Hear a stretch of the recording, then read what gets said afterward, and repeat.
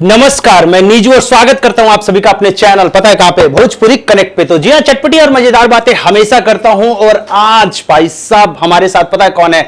दबंग star, trending star, hit machine और अभी एक नया नाम पड़ा है, भोजपुरिया रजनीकांत। जी हां भाई साहब, वो आए हुए हैं पटना और भाई साहब हो चुके हैं कैंसिल शो।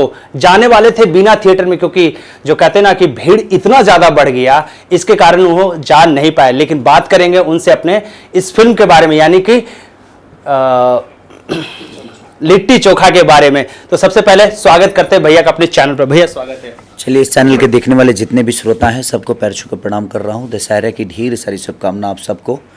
और मैं आया ही था मैं प्रमोशन के लिए, क्योंकि मुझे लगा जो बहुत दिन काफ़ी दिनों से हम लोग पब्लिक के बीच में कभी गए ही नहीं, तो मैं आया कि कई सारे हॉल में जाना था मुझे। मैं सोचा था कि 2-3 दिन रह के और लोगों से मिलूँगा, उनका प्यार आशीर्वाद लूँगा डायरेक्ट जाके, लेकिन शायद ये संभव नहीं हुआ। प्रशासन ने इतना भीड़ हो गया कि प्रशासन ने मना कर दिया कि आप मत आइए। तो अब क्या करेंगे, हमारे ऊपर भी चीज़ें हैं कि किसी को कुछ हो ना जाए, क्योंकि हमारी जनता ही हमारी सब कुछ है, और उस जनता में से किसी को कुछ हो गया तो शायद हम अपने आप को माफ़ नहीं कर पाएंगे।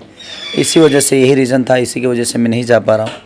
तो यही है भैया। सबसे पहले तो फिल्म इतना एकदम धमाकेदार हुई है, चाहे हाजीपुर की बात कर ले या फिर यूपी की भी बात कर ले, हर जगह हाउसफुल है एकदम सिनेमाघर में। तो उसके लगे लिट्टी चोखा के लिए बारे में क्या कहना चाहेंगे? देखिए, लिट्टी चोखा इसमें सबका योगदान है, सब कलाकारों ने बहुत अच्छा काम किया है। हमारे डायरेक्टर ने बहुत अच्छा काम किया, प्रोड्यूसर ने बहुत अच्छा काम किया, हमारे डिस्ट्रीब्यूटर चाहे वो यूपी के हों या गुजरात के हों या हमारे पटना के परवीन भैया हों, सब ने अपना 110%, मुझे लगता है 200% सब ने रात भर जग के लोगों के बीच में अपनी चीज़ों को पहुंचाना, लोगों के बीच में अपनी चीज़ों को रखना, बहुत एक सिनेमा बनाकर और उसको हॉल तक ले जाना। हॉल के बाद एक डिस्ट्रीब्यूटर की जो जिम्मेदारी होती है उन्होंने बखूबी निभाया है। तो परवीन भैया को दिल से थैंक यू कि उन्होंने सिनेमा को जिया है और उनके ही ऑफिस से रिलीज़ हुई है। और एक और सिनेमा, बेहतर खूबसूरत सिनेमा एक और रिलीज़ होने वाली है छठ पे, जिसका नाम है आशिकी, और आप लोग को देखने को मिलेगी। इसमें कुछ अलग है इस दुनिया। मैं हमेशा कोशिश कर रहा हूँ, अभी जितना भी मैं वर्क कर रहा हूँ, कि मैं मैसेज अपने सिनेमा के माध्यम से लोगों तक पहुंचाऊं, क्योंकि अगर हमारे सिनेमा में मैसेज ना हो, हमारे सिनेमा से लोग अगर सीखें नहीं, तो फिर हमें सिनेमा करने का कोई मतलब नहीं। जितना दिन पैसे के लिए आदमी काम किया कि हाँ जो भी आता था, पहले बैठता नहीं था, सोचता नहीं था, अब खुद ही वर्क करना पड़ता है कि नहीं हमें अच्छा काम करना है, क्योंकि आज हर आदमी समझदार हो गया है। पहले पढ़े लिखे कम लोग होते थे तो शायद कुछ भी डालकर लोग अपने सिनेमा को चला लेते थे। आज हर आदमी समझदार है, हर घर में शिक्षित लोग हैं, तो वो तो तभी आएंगे जब आप उनको कुछ देंगे, और आप नहीं देंगे तो शायद आप नहीं चल पाएंगे। ये मेरा सौभाग्य है कि लगातार इधर 3-4 फिल्में मेरी जो भी रिलीज़ हुई है, सबका ओपनिंग से लेकर और लोगों के अंदर जो जागरूकता है खेसारी के प्रति, वो बहुत ज़्यादा है। तो मैं तहे दिल से शुक्रिया अदा करता हूँ अपनी जनता को, जिसने मुझे अपने दिल में रखा है। और जब से मैं इस धरती पे आया, जब से इस दुनिया में आया, जब से संगीत लाइन में आया, तब से अपने दिल से कभी इन्होंने दूर नहीं किया मुझे।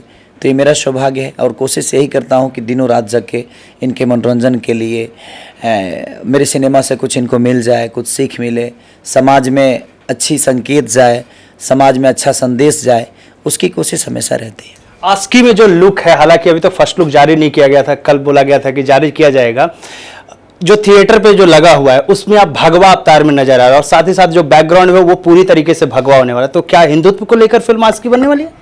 देखिए, हिंदुत्व के लेके तो नहीं बोलूँगा, एक जाति प्रथा जो हमारे समाज में, समझ लीजिए कि एक रोग ही है जातिवाद जो है।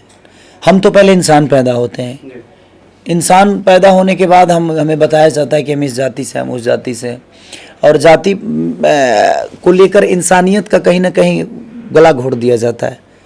तो मैं उसमें ये रखा हूँ कि इंसान सर्वोपरि है, जात तो बाद में तय किया जाता है और चाहे जात तो बाद में बताया जाता है, लेकिन पहले तो हम इंसान ही पैदा होते हैं।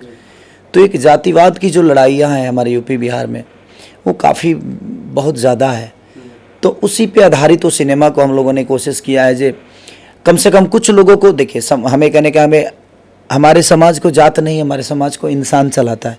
वो किस जाति से बाद में तय होता है, लेकिन इंसानियत का धर्म अगर हर आदमी के बीच में आ जाए तो मुझे लगता है कि हर वो चीज़ें सुधर जाएगी, अच्छे लोग भी आएंगे, अच्छी चीज़ें भी आएगी।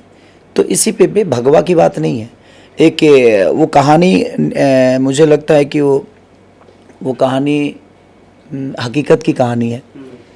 वो कि एक छोटे कास्ट से एक बड़ा कास्ट शादी कर लेता है और उसके लिए कितनी प्रॉब्लम होती है, और वो अपने परिवार को छोड़ता है और दुनिया को बताता है कि नहीं, हमारे लिए कास्ट फैक्टर नहीं है।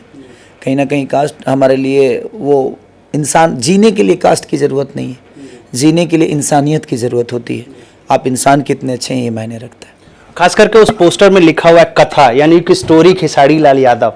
तो क्या आपने किस थॉट पे सोचा कि भाई आप जैसे एक्टिंग करते हैं, सिंगिंग बहुत अच्छा है, स्टोरी में कैसे? नहीं, स्टोरी इसलिए मैं सोचता हूँ कि देखिए, हम जिस राज्य से जाते हैं हमारे पास इतनी कथा है, इतनी कहानियाँ हैं, जे आप सोच नहीं सकते कि हमारे घर में इतनी कहानियाँ हैं। अगर हम उसी पे फिल्म बना दें तो शायद हर घर की कहानी सेम है, लेकिन हम साउथ की तरफ भागते हैं। लेकिन मैं अब कोशिश कर रहा हूँ यही कि नहीं, मुझे साउथ की तरफ नहीं भागना है। हमारे यहाँ इतने कल्चर है, हमारे यहाँ फूआ भी है, बुआ भी है, हमारे यहाँ बहन भी है, हमारे यहाँ भाई भी हैं, बड़का बाप जी हैं, तो चाचा है, तो हमारी मौसी है, हमारे यहाँ रिश्तेदारी इतनी है, हमारे रिलेशन इतने हैं, और जितने रिलेशन होते हैं उतनी कहानियाँ होती हैं हमारे यहाँ। लेकिन हम उसको भूल के कहीं और भागते हैं। तो मैं अब कोशिश यही कर रहा हूँ कि अपने समाज से चीज़ों को उठाया जाए और उसी से दुनिया को संदेश दिया जाए कि इस चीज़ से ऐसे निकला जा सकता है और इस चीज़ को ऐसे संभाल कर लेकर जाया जा सकता है। आस्की का जैसे पोस्टर में लिखा हुआ है छठ पूजा पर, तो क्या छठ पूजा पे कंफर्म? हाँ बिल्कुल, मैं परवीन भैया के ही ऑफिस से रिलीज़ हो रही है हमारी आस्की, और लगातार परवीन भैया ने मेरी सिनेमा रिलीज़ की है इधर। और जितने भी सिनेमा इन्होंने, नागिन से लेकर जितने भी सिनेमा इन्होंने उसके बंधन से लेकर बागी, कच्चे धागे, बाबरी मस्जिद, मैंने जितने भी सिनेमा परवीन भैया ने किया है बहुत उसका बहुत अच्छा रिजल्ट। अभी फ़िलहाल आपने बाप जी का रिजल्ट देखा ही। तो कहीं ना कहीं परवीन भैया हमारे लिए लकी भी हैं, और हो सकता है इनके लिए मैं भी लकी हूँ। तो हम दोनों भाइयों का तिड़की अच्छा चलता है। तो कोशिश रहती है कि सब एक दूसरे के पूरक बन के एक दूसरे को जितना आगे बढ़ा सकें, लेके चल सकें। भैया रिव्यू जब करता हूं तो एक सवाल पूछा जाता है, बार बार, कल भी रिव्यू में पूछा गया कि आप काजल राघवानी के साथ जो केमिस्ट्री चल रही है, और कब फिर से बाइक आएंगे, क्या दोबारा? देखिए, मैं पहले भी बोल चुका हूँ कि किसी एक्ट्रेस के साथ या किसी एक्टर के साथ मैं तभी आऊँगा जब हमारे डायरेक्टर और प्रोड्यूसर चाहेंगे। मुझे किसी से नफरत आज तक नहीं हुआ, हर आदमी के साथ काम करता हूँ, और मैं कोशिश भी करता हूँ कि हर आदमी के साथ सबको लेकर चलने वाला काम करे। सब लोग अच्छे काम कर रहे हैं, सब लोग अच्छे हैं। अब कब आएगा कब नहीं, ये मेरा विषय नहीं है, ये तो डायरेक्टर प्रोड्यूसर का है कि इस जोड़ी को फिर से कब रिपीट करेंगे वो। अब उनका अपना कॉन्सेप्ट हो, उनका अपना विचारधारा हो, उनका अपना बजट हो, तो बहुत सारी चीज़ें काउंट करती है एक सिनेमा को बनाने के लिए।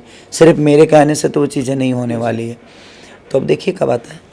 अंदाज, आपने अंदाज, ऐसे खबर आ रही है कि अंदाज आपने साइन किया सुजीत जी के साथ में, क्या कहना चाहिए? अंदाज बहुत अच्छी सिनेमा, अभी स्क्रिप्ट पे काम ही चल रहा है, और म्यूजिक मैं कोशिश कर रहा हूँ कि बेहतर से बेहतर म्यूजिक हो। तो क्योंकि विदाउट संदेश अब मैं कोई काम नहीं कर सकता, नहीं अच्छा लगता है कि अब क्या करूँ मैं फालतू में, अपने 2 पैसे तो हम कमा लेंगे, लेकिन हम जनता को क्या दे रहे हैं? अगर वो 2 पैसे उनके कमाया हुआ, उनका मेहनत किया हुआ पैसे हमारे घर में आ रहे हैं, तो हम उन्हें कुछ संदेश तो दे दें, हमारे सिनेमा से वो कुछ सीख तो ले लें कि हाँ, हमें जीवन में अगर कोई प्रॉब्लम होती है तो हमारा हीरो ऐसे निकला, तो हमारा हीरो इसको ऐसे सॉल्व किया। तो जब हम वही नहीं कर पा रहे हैं, एक लड़की के पीछे हम भागते रहें, हमें भागना ज़रूरी है, ठीक है, ये दुनिया लव ट्रायंगल में चलती है क्योंकि प्यार बहुत ज़रूरी है, लेकिन प्यार के साथ साथ दुनिया को संदेश तो भी मिलना चाहिए कि वो प्यार क्यों ज़रूरी है।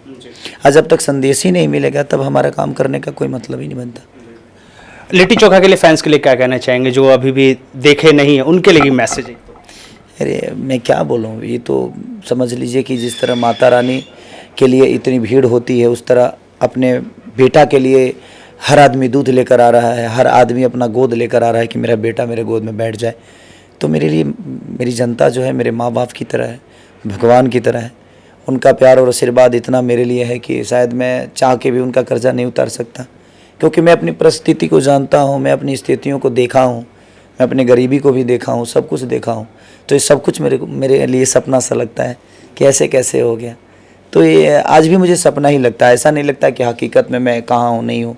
ये मुझे पता और मुझे जानने की ज़रूरत भी नहीं है और मैं जानना भी नहीं चाहता कि मुझे कभी भगवान कभी मुझे नहीं बताना कि मैं कहाँ हूँ। मैं हमेशा लोगों के गोद में रहना चाहता हूँ और मैं हमेशा बच्चा ही रहना चाहता हूँ। बच्चा बन के रहूँगा तो शायद अपने गोद में रहूँगा, जवान हो जाऊँगा तो शायद हमारे फादर भी हमें गोद से उतार देते हैं। तो मेरी कोशिश रहती है कि हमेशा बेटा बन के लोगों के दिल में रहूँ और गोद में। Thank you. Thank you so much.